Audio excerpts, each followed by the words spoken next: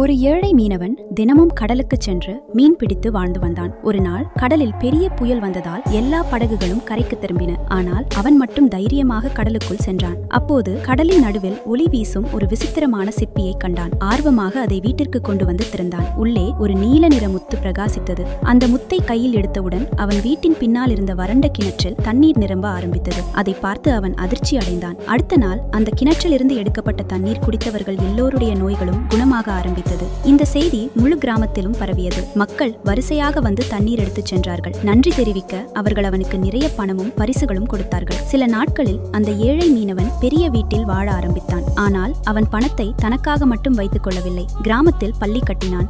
ஏழை குழந்தைகளுக்கு உணவு வழங்கினான். இந்த அனைத்தையும் பார்த்த ஒரு பேராசைக்காரன் இரவில் வீட்டிற்குள் நுழைந்து அந்த நீலமுத்தை திருடிக் கொண்டு ஓடிவிட்டான். மறுநாள் காலையில் கிணறு மீண்டும் வறண்டு போனது. கிராம மக்கள் சோகத்தில் அழ ஆரம்பித்தார்கள். ஆனால் அந்த பேராசைக்காரன் ஓடிக்கொண்டிருக்கும் போது முத்து திடீரென வெடித்து தூளாக மாறியது. அவன் வைத்திருந்த எல்லா பணமும் காற்றில் பறந்தது. இறுதியில் அவன் ஏழையாகிவிட்டான். அதை பார்த்த மக்கள் நல்ல மனசுக்கு தான் உண்மையான செல்வம் கிடைக்கும் என்று புரிந்து கொண்டார்கள். ஆனால் யாரும் லைக் மற்றும் சப்ஸ்கிரைப் செய்யவில்லை.